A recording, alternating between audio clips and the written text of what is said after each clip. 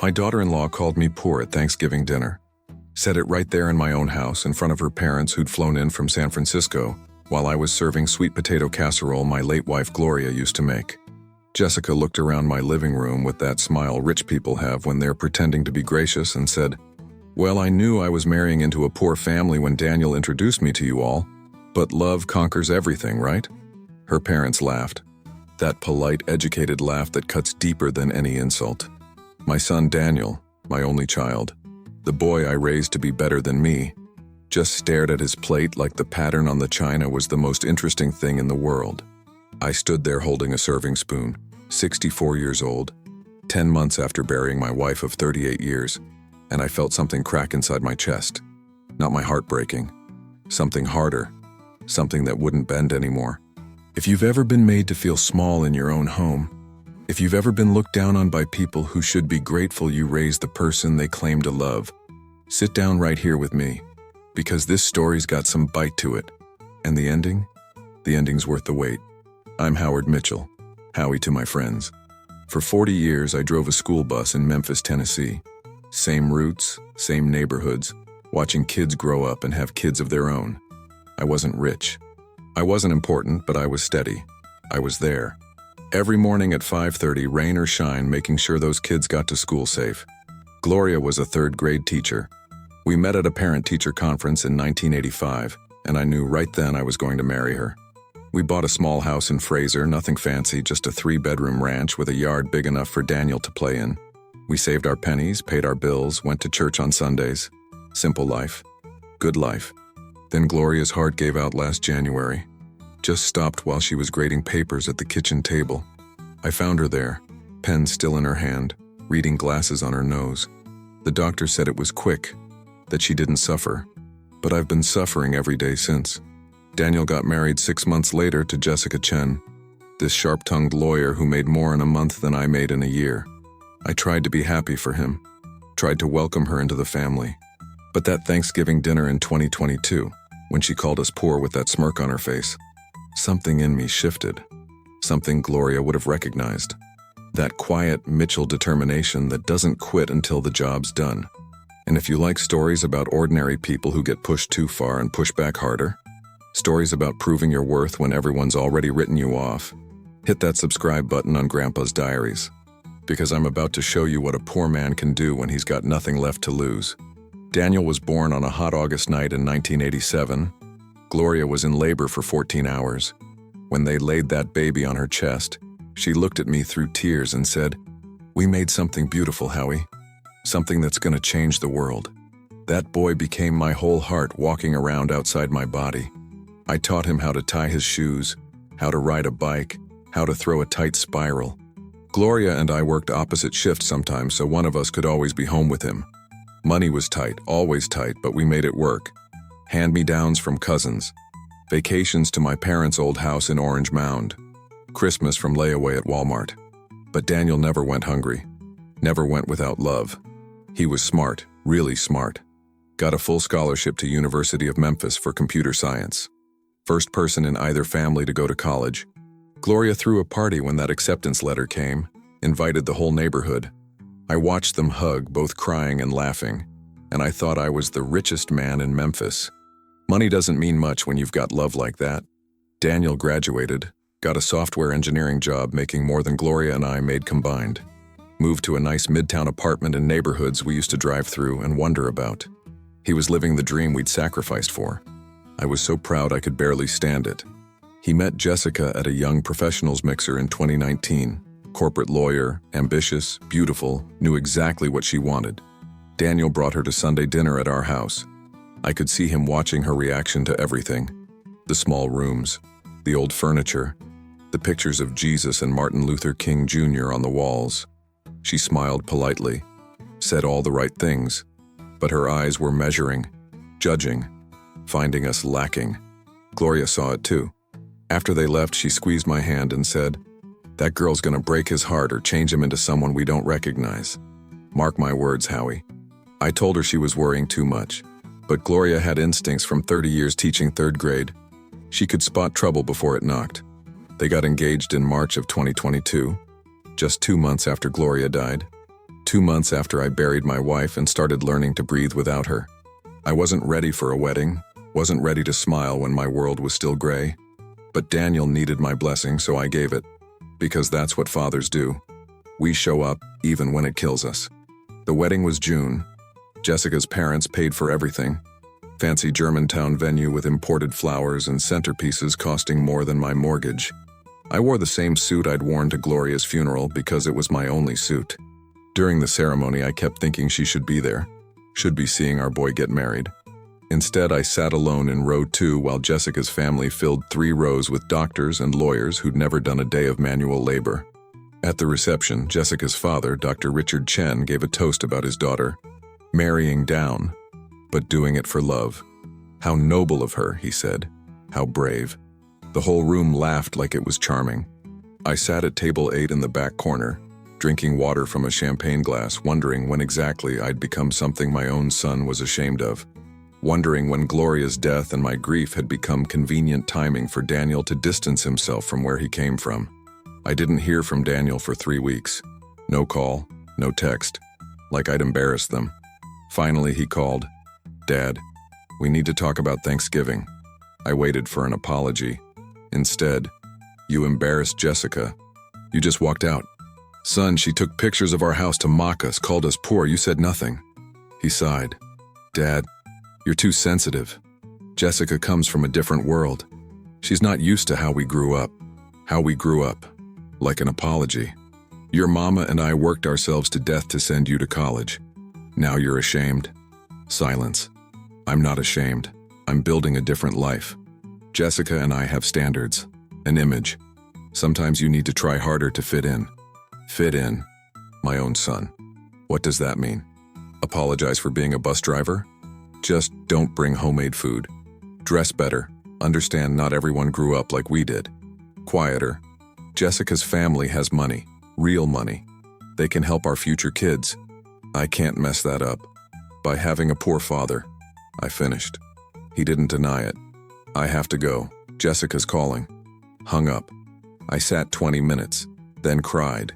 Body shaking sobs. My boy had chosen her money over me. 3 a.m., couldn't sleep. Went to the kitchen, old papers. Found it. The folder from 15 years ago. My parents' inheritance. When they died in 2008, they left me their orange mound house. Old shotgun on a rough street. I couldn't sell it. Too many memories. So I held it, paid taxes, let it sit empty. But lying there hurt, I started thinking. Orange Mound was changing. Young people, coffee shops, houses getting fixed, property values rising. I pulled out my laptop, looked up prices. My parents' house. Similar properties selling for $180,000, maybe more. Free and clear. Just appreciating while I grieved. Next morning called Raymond Foster. Ray drove bus with me 20 years before real estate. Told him about the house. Ray came that afternoon. Walked through my parents' place. Dusty, needed work, solid bones. Looked at the neighborhood, new construction nearby, the corner coffee shop. Looked at me with respect. "Howie, you're sitting on gold. This house? With work, 200 grand easy. 200,000. I'd worked 40 years to save 50. Been sitting on 4 times that. Or do something smarter. Use this as collateral. Buy more properties before they blow up. Flip them. Rent them. Build something." He gripped my shoulder. "People who make money in real estate know the neighborhoods, know the streets. You've driven every street in Memphis 40 years. You know this city better than anyone." I looked at that house. Thought about Jessica's pictures. Daniel saying fit in. Being called poor. Made a decision that changed everything. "Ray, tell me how to get started." Ray helped me get a home equity line on my parents' house. $75,000 at decent interest. Property appraised at $220,000. I was 64, signing papers for the biggest loan of my life. Hands shaking. Not from fear, from determination. I spent 2 months learning everything. Ray taught me to spot deals, calculate repairs, know when to walk away. Watched YouTube until 2 a.m. Read library books about flipping, rentals, markets. Gloria used to say I was stubborn when I set my mind to something. She was right. First property, foreclosure in Binghamton. 3-bedroom, foundation problems, roof needed replacing. Good bones. I knew that neighborhood from 20 years driving past. Knew it was coming up. Bought it for $42,000 cash. Did most work myself. 3 months crawling under to fix foundation on the roof in Memphis heat, painting every wall, refinishing hidden hardwood floors. My knees screamed. My back protested every morning, but I kept going. Every nail, every wall, every pipe. I was proving something. Not to Jessica or Daniel, to myself. Sold in April 2023 for $98,000. After costs, cleared $35,000 profit. 3 months work, $35,000. More than I made in a year driving bus. Ray shook his head, smiling. Howie, you got a gift. Bought 2 more immediately. Both Orange Mound, both needed work, both in gentrification's path. Hired a small crew for big jobs, but did most myself. Woke at 5 a.m. like bus driving days. Worked until dark, came home covered in dust and paint. Ate soup for dinner, fell asleep watching TV. Church people asked questions. Howard, you work in construction? I'd smile. Keeping busy. Didn't tell Daniel. Didn't tell anyone but Ray. Wanted to build quietly, prove it to myself first before anyone could doubt me. By July, flipped 3 houses, renting 2 others. Rental income covered living expenses and more. Moved tenants into my parents' house. Young black couple with a baby, both teachers. Reminded me of Gloria and me. Charged below market because I remembered starting out. August, bought first commercial property. Small duplex in Fraser, empty 2 years. Fixed it up, rented both sides to church families. They paid on time, took care of it. That's when I realized I wasn't just building wealth, I was providing good housing at fair prices. Being the landlord I would have wanted. Still hadn't heard from Daniel.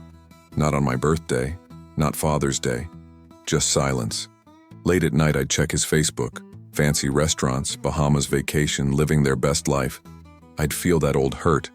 Then I'd look at my spreadsheet, at properties I owned, at equity building. I was doing this for me. Not him. For me. By October, owned 7 properties. Net worth on paper about $1.5 million, but I wasn't done. Christmas was coming, and I had plans. November 23rd, 2023. Exactly 1 year after Jessica called me poor. Ray called me that morning with news that changed everything. Howie, I got a property you need to see. It just hit the market. Estate sale. The owner died. Kids want it gone fast. It's in your price range. And man, it's a gold mine. The property was a 4-unit apartment building in Midtown, not far from where Daniel and Jessica lived, actually. Needed cosmetic work, but structurally sound. The asking price was $350,000, but Ray thought we could get it for $320,000.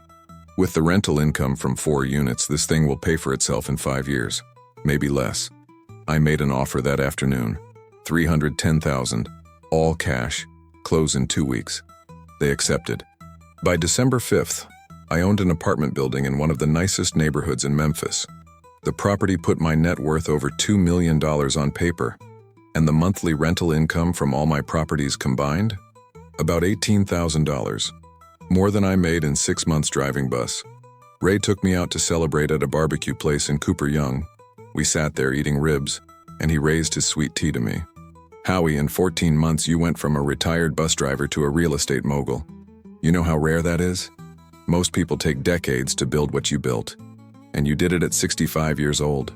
I looked at my calloused hands, still stained with paint from my latest project. Ray, I'm just doing what I know how to do. Working hard, making smart decisions, treating people right. He laughed. That's exactly why you're successful. You got integrity, you got hustle, and you got something to prove. The something to prove. That was true. But sitting there, looking at my bank account, at my property portfolio, at my life, I realized I'd already proven it. To myself, at least. The question now was, did Daniel need to know? Jessica sent me a text on December 10th. First contact from either of them in almost a year. Howard, we're hosting Christmas dinner at our house on the 23rd. Daniel's family should be there. Hope you can make it. No apology for last year. No acknowledgement of the hurt. Just an invitation like nothing had happened. I stared at that text for a long time. Part of me wanted to delete it, to let them sit with my absence the way I'd sat with theirs. But another part of me, The part that was still Daniel's father, still the man Gloria raised, knew I had to go. Not to prove anything, not to gloat, but to see my son, to see if there was anything left to salvage. I texted back, "I'll be there." The week before Christmas, I did something I'd never done in my life. I walked into a Tesla dealership in Germantown. The salesman, a young white kid who couldn't have been more than 25, looked at me like I'd wandered in by mistake. "Can I help you, sir?" The sir sounded like old man who can't afford to be here. "Yeah," I said. "I want to buy a Model S cash." His expression changed real quick. 2 hours later, I drove off the lot in a pearl white Tesla Model S, $68,000 paid in full. I didn't need a fancy car. My truck ran fine. But I needed Daniel to see, needed Jessica to see. That poor was a choice, and I'd chosen different. Christmas Eve, December 23rd. I pulled up to Daniel and Jessica's house at 5 p.m. in my new Tesla. Wore a suit I'd bought at a nice store in Germantown. Not expensive, but new, well-fitted, dignified. Carried a bottle of wine Ray had recommended and a tin of cookies I'd made myself because some things don't change. Jessica answered the door. Her eyes went from my face to the Tesla in the driveway to my suit and back to my face. "Howard, you're here. And you? Is that a new car?" I smiled. Not smug, just peaceful. "Yep. Bought it last week. Figured it was time for an upgrade." She led me inside where Dr. Richard and Dr. Lydia Chen were already holding court in the living room with wine glasses. They looked at me the same way they had last year. Mild curiosity mixed with superiority. Until Jessica whispered something to her mother and gestured toward the window where my Tesla sat gleaming in the driveway. Daniel came out of the kitchen, saw me, and froze. "Dad, you came." We hugged, awkward and stiff, like strangers. "Of course I came, son. You invited me." He looked different. Tired, maybe. Something in his eyes that wasn't there before. Dinner was catered again, fancy again, everything expensive again. But this time, when we sat down, I didn't feel small. I sat at that table in my new suit, eating my fancy food, and I felt equal. More than equal. About halfway through dinner, Dr. Chen asked me the question I'd been waiting for. "So, Howard, how's retirement treating you? Keeping busy?" I set down my fork, looked him in the eye. "Actually, Richard, I'm busier than ever. Started a real estate investment company about 14 months ago. Been buying, renovating, and renting properties around Memphis." The table went quiet. Jessica's fork stopped halfway to her mouth. "Real estate? You?" I nodded. "Yeah. Turns out I know Memphis better than most people. Know which neighborhoods are coming up, which properties are undervalued. Been doing pretty well at it. Ray had coached me on what to say next. Keep it factual. No bragging. Just facts. Right now I own 8 rental properties and 1 commercial building. 4-unit apartment complex in Midtown, actually. Not far from here." I took a sip of water. "Portfolio's worth about $2.4 million on paper. Monthly rental income covers all my expenses and then some." You could have heard a pin drop. Dr. Lydia's wine glass was frozen mid-air. Dr. Richard's mouth was actually open. Jessica was staring at me like I'd grown a second head. But Daniel's face was something I couldn't read. Shock, maybe. Shame. Pride. All mixed together. $2 million? Jessica finally managed. "You're a millionaire?" I shrugged. "On paper. Still feels like play money to me. But yeah, I guess technically I am." I looked directly at her. "Funny how things change in a year, right? Last Christmas you were taking pictures of my house to show your friends how poor people live.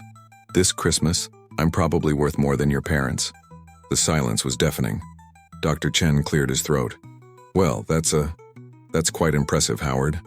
Dr. Lydia added, "Yes, very impressive." But their voices were tight, forced. The power dynamic had shifted, and they felt it. Daniel excused himself, went to the bathroom. I found him there 10 minutes later, sitting on the edge of the bathtub, head in his hands. "Dad, He looked up at me with tears in his eyes. "I'm so sorry. For everything. For last year. For not calling. For being ashamed. I was wrong." I sat down next to him on that expensive bathtub in that expensive house. Put my arm around my son like I did when he was little. "Daniel, I didn't build this to punish you. I built it to prove to myself that I wasn't done yet. That poor was just a circumstance, not a destiny. I squeezed his shoulder. But yeah, I won't lie. It feels pretty good proving your wife wrong. He laughed through his tears. And for the first time in over a year, it felt like I had my son back. Not all the way, but a start. That Christmas changed things. Not overnight, but slowly. Daniel started calling. Once a week, then twice. We'd talk about real estate, his job, life. He never mentioned Jessica's reaction, but something had shifted. The way he said "we" became uncertain. By March 2024, Jessica filed for divorce. Daniel called crying. She'd admitted she married him thinking he'd be more successful, more like her father. When she realized he came from humble beginnings and loved his father despite poverty, it disgusted her. I drove to his house that night, found him in the dark, surrounded by expensive furniture that meant nothing. Sat with him like when he was a kid. Didn't say "I told you so." Just held my son while he cried. "Dad," he said, "I wasted so much time ashamed of you, of where I came from. For what? A woman who photographed your house to mock? A family who thought love was about tax brackets? How do I fix this?" I thought about Gloria. "You don't fix it, son. You learn. You do better. Remember that success without character is just money, and money disappears. But who you are, how you treat people, that lasts forever." Daniel moved back to Fraser that summer. Small rental in the neighborhood where he grew up. Said he needed to remember who he was before Jessica. We started Sunday dinners again. Just us. I'd cook Gloria's recipes. We'd eat and talk and rebuild what broke. Today, I'm 65. Own 11 properties worth $3.2 million. Employ 4 people. Still do renovation work myself because I like tools in my hands. Seeing broken things become beautiful. Daniel's better. Dating a teacher from church. She drives a Honda, has scuffed shoes, brought homemade cornbread to Sunday dinner, and asked about Gloria's pictures. Here's what I learned. Success isn't about proving people wrong. It's about proving yourself right. Knowing your worth when everyone calls you worthless. Building something real when they say you're too old, too poor, too simple to matter. Money can't buy dignity, can't buy character, can't buy love that lasts beyond bank accounts. But money can shut up people who thought you'd never amount to anything. And sometimes, that's satisfaction enough. We raise children to fly, but sometimes they forget the nest that launched them. The ones who come back, who remember where their wings came from. Those are worth waiting for. The ones who don't, they live with their choices while you live with yours. So let me ask, has anyone made you feel small for honest work? Called you poor like a disease? Told you you'd never be successful because of where you came from? Tell me in the comments. You're not alone. It's never too late. If this story reminded you that humble beginnings don't determine humble endings, that 65 isn't too old to start over, that the best revenge is success built one property at a time, hit subscribe on Grandpa's Diaries. More stories about regular people counted out who came back stronger. My daughter-in-law called me poor at Thanksgiving. By Christmas, I was a millionaire. The best part? I did it the same way I did everything. Showed up every day, worked hard, treated people right. Turns out that works at any age. The poor bus driver owns the building now, and that's a lesson Jessica Chen Mitchell will never forget.